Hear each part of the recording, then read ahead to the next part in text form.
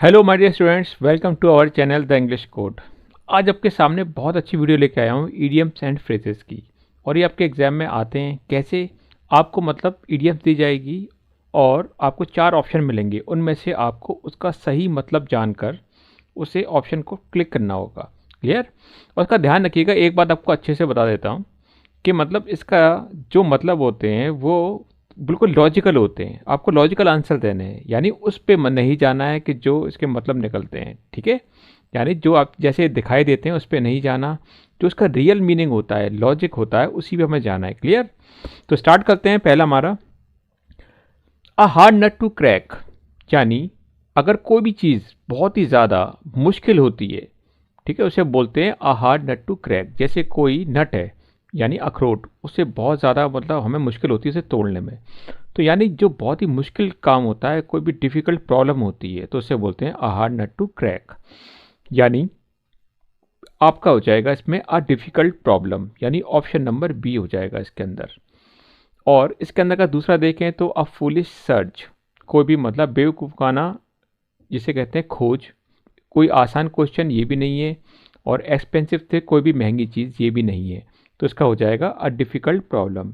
यानी कोई भी एग्जाम क्रैक करना कैसा होता है, a hard nut to crack, बहुत बोला जाता है। क्लियर। नाउ सेकंड, सेकंड आपका है हैंड एंड ग्लव। यानी हैंड और उसका ग्लव जो दस्ताना होता है बहुत ही नज़दीक होते हैं। कि जिस इंसान से आपका चोली दामन का साथ होता है, जो बहुत ही करीब होता है, उसे हैंड एंड ग्लव बोला जाता है। तो वेरी इंटीमेट, यानी बहुत ही ज़्यादा करीब, यानी आपका ऑप्शन नंबर सी हो जाएगा, बहुत ही ज़्यादा करीब।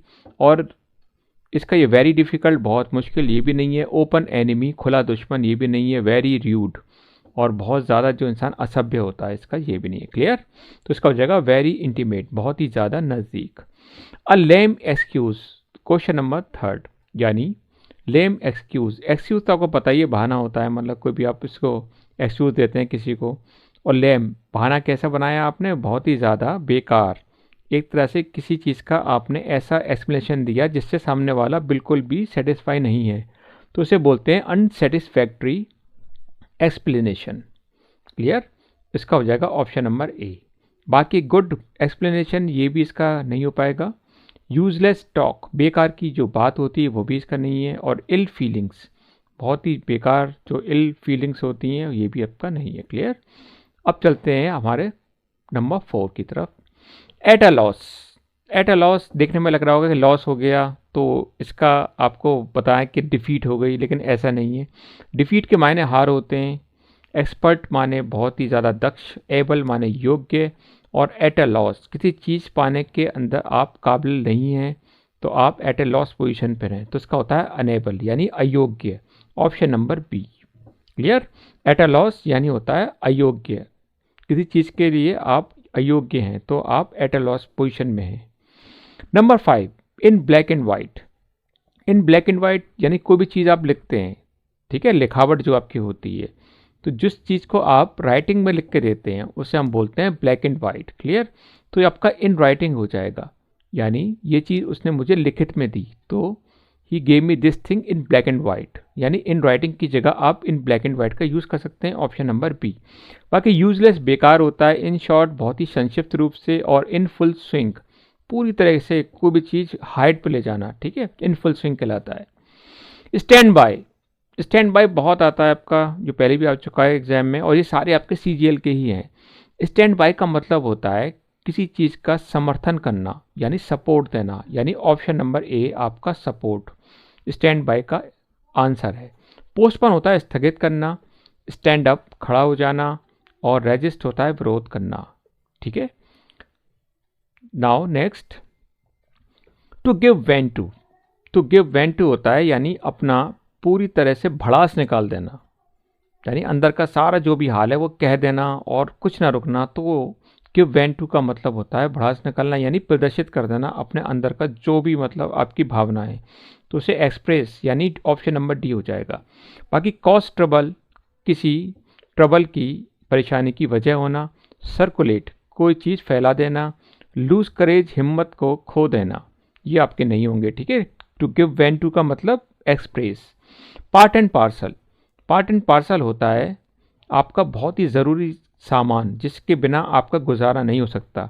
जैसे आपने मोबाइल ले लिया तो आपका एसेंशियल एलिमेंट क्या हो जाएगा? चार्जर। क्लियर? इस तरह से मोबाइल भी है, लेकिन मोबाइल के साथ जो है वो एसेंशियल एलिमेंट इसका पार्ट एंड पार्सल हो जाएगा चार्जर। उसके बिना मोबाइल भी बेकार हो जाएगा। तो आपका पार्ट एंड पार्सल का मतलब होता है एसेंशियल, यानी बहुत ही ज़रूरी एलिमेंट। तो ऑप्शन नंबर सी हो जाएगा। बाकी पार्टली होता है कोई चीज़ जो बटी हुई होती है, टुकड़ों में होती है। अननेसेसरी पार्ट, जो चीज़ बहुत ज़्यादा अनावश्यक होता है हिस्सा, ठीक है। लार्ज पार्ट, बड़ा हिस्सा। टू गेट विंड, जब हवा चलती है तो आप तक पहुंचती है, यानी कोई चीज़ आप तक पहुंच जाए, यानी किसी चीज़ के बारे में आपको मालूम हो जाए।